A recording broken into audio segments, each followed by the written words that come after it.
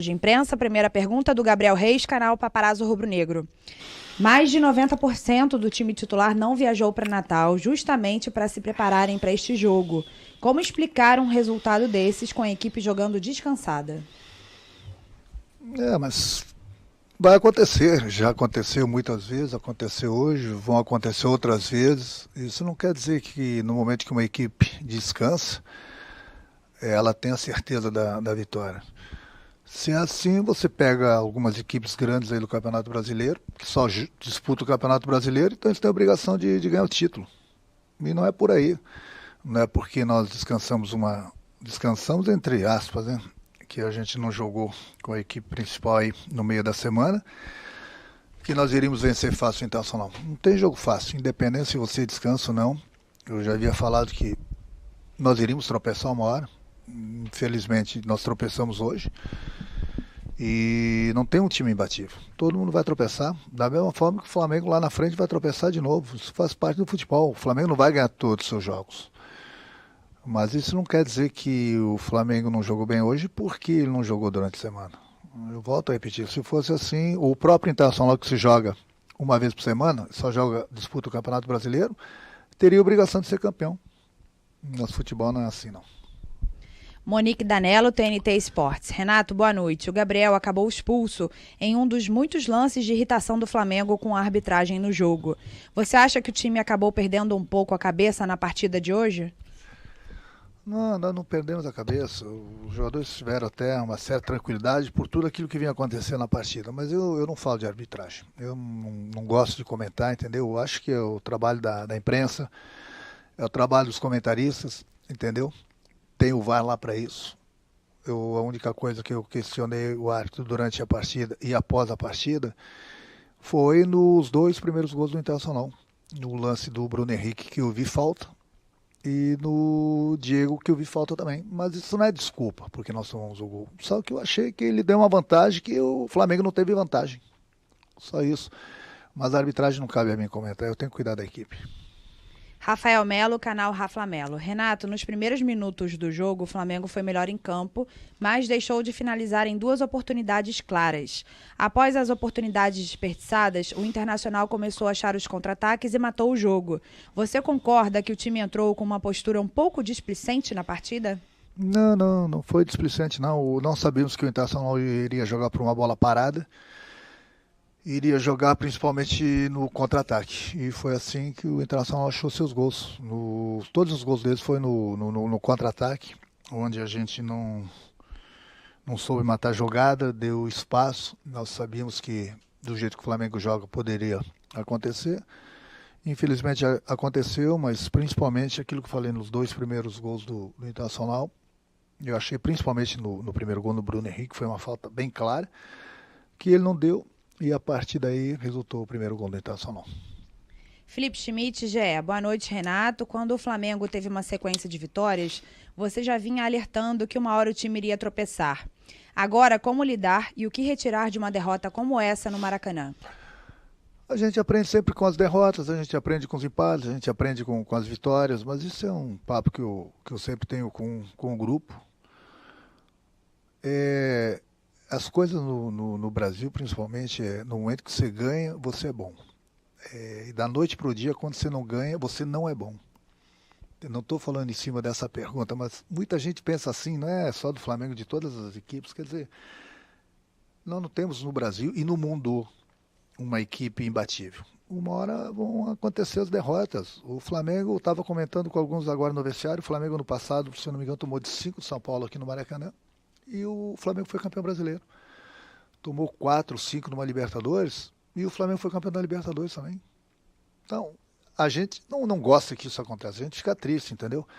Mas é dar continuidade no trabalho, que a gente confia no nosso trabalho e confia no nosso grupo de jogadores. Pedro Henrique Torre, ESPN. Boa noite, Renato. O time iniciou até bem a partida, mas caiu muito de rendimento após sofrer o primeiro gol.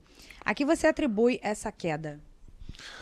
Nós começamos bem, como ele mesmo falou, a partida, criamos algumas oportunidades e aí, infelizmente, a gente se perdeu um pouquinho no momento que, volto a repetir, na minha opinião, teve a falta no Bruno Henrique, que ele não deu. Teve a sequência, começou o gol, depois Durante a partida até falei para o árbitro que ele estava falando muito com os jogadores estavam falando com ele, quer dizer, não é desculpa, não estou falando da arbitragem, mas o árbitro tem que apitar de um lado e do outro. A gente não quer que o árbitro nos favoreça, também a gente não quer que favoreça o adversário, ele tem que apitar o que ele vê. Só que a gente tem todas as condições, nós temos um VAR, hoje em dia, que o VAR pode ajudar o árbitro. O árbitro, de repente, também ele tem que saber escutar. Eu escutei uma entrevista de um jogador do Vasco essa semana, que ele colocou muito bem. Você erra, o treinador erra, ele tem que vir aqui se explicar. O jogador erra, ele tem que vir aqui se explicar. Eu não estou nem falando do árbitro de hoje, mas o árbitro erra, o auxiliar erra, eles não precisam se explicar. Quer dizer, é difícil. Eu acho que a CBF deveria repensar também, após as partidas, independente do resultado, o árbitro da entrevista também. Ele respondeu algumas perguntas também, ele tem que ser questionado. É muito fácil um árbitro errar numa partida e ele não dá entrevista, esconder debaixo dos panos, passa, no outro jogo ele está pitando. Enquanto que os jogadores, os técnicos são criticados. Por que o árbitro não pode dar entrevista? Por que ele não pode se explicar? Por que a CBF não autoriza? Quer dizer, então, muitas vezes acontece isso. Aconteceu, por exemplo, no jogo nosso de quarta-feira, de quinta-feira, o Michel fez um gol legítimo. Anularam porque não tinha VAR. O bandeirinha estava bem colocado. Estava meio metro atrás. Ele deu impedimento. E se aquele gol fosse para decidir a classificação? Então, é muito simples. Você erra, vai para casa. Outro jogo você está apitando, bandeirando. O treinador erra ou não erra. Acontece, mas ele está todo jogo dando explicações. Da mesma forma os jogadores. Então, acho que a gente vai aprendendo com o passar do tempo. Nós estamos no século XXI, né? Então, está na hora de a gente repensar algumas coisas. E, em termos de repensar, seria importante a CBF falar para os árbitros virem aqui e se explicarem também após a partida. Porque eles nunca erram, né? Eles nunca estão errados. Sempre são os treinadores, sempre são os jogadores. Mas quem sou eu para falar sobre isso, né? Mas seria importante, interessante os clubes se reunirem com a CBF e colocar isso para os árbitros também darem entrevista após as partidas. Luiz Antônio, canal Luiz Antônio Rubro Negro. Boa noite, Renato. Hoje o Flamengo não teve uma dinâmica de proteção para sua defesa e tomou 3 gols de transição apoiada e 1 de transição direta. Como resolver esse problema para os próximos desafios?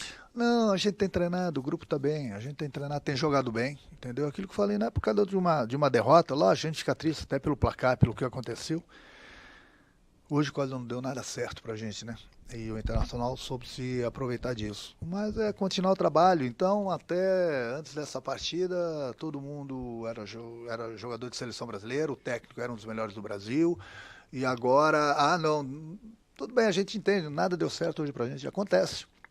Pode ter certeza que o Flamengo, e quarta-feira é outra competição, é Libertadores, e pode ter certeza que vai ser um Flamengo bem diferente do que foi hoje. Wesley Ramon, Portal Urubu Interativo. Renato, o Flamengo vem de 7 vitórias e com goleadas. Hoje é goleado pelo Internacional em casa. Na partida anterior, o Flamengo foi poupado. Você acha que isso pode ter influenciado no ritmo de jogo dos jogadores? Não, aquilo que eu falei, se fosse assim, as equipes que estão disputando, inclusive o Internacional, disputam uma partida por semana só disputa o Campeonato Brasileiro. Teria obrigação de ganhar o campeonato. E mesmo assim é difícil para quem joga 2, 3 vezes por semana, para quem joga uma vez só. Aconteceu, hoje aquilo que falei, se nós tivéssemos aproveitado as 2, 3 primeiras oportunidades, o jogo seria totalmente diferente.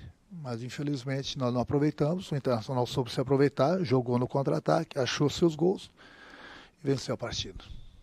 Última pergunta, Mauro Santana, canal do Mauro Santana. Até que ponto o time se deixou levar pelo retrospecto positivo na atuação de hoje? Não, ninguém entrou com salto alto, bem pelo contrário. Uma das coisas que eu mais cobro do meu grupo é isso. Eu sempre falo para eles, olha, quando as equipes enfrentarem o Flamengo, o pessoal vai mudar a tática, o esquema de jogo, alguns jogadores, para que eles saibam das dificuldades que vão encontrar quando jogam contra o Flamengo. Todo mundo vai dar vida contra o Flamengo. Todo mundo. Eu sempre preparo, eu sempre converso com eles sobre esse tipo de assunto. Mas infelizmente aquilo que eu falei, hoje não deu praticamente nada certo pra gente. E ainda assim nós perdemos um jogador no segundo tempo para complicar ainda mais. Mas aquilo que eu falei, a gente aprende com as vitórias e a gente aprende com as derrotas também. Quarta-feira tem mais outra competição, é o que eu falei, pode ter certeza que o Flamengo vai ser o Flamengo de sempre antes dessa partida. Obrigada, Renato.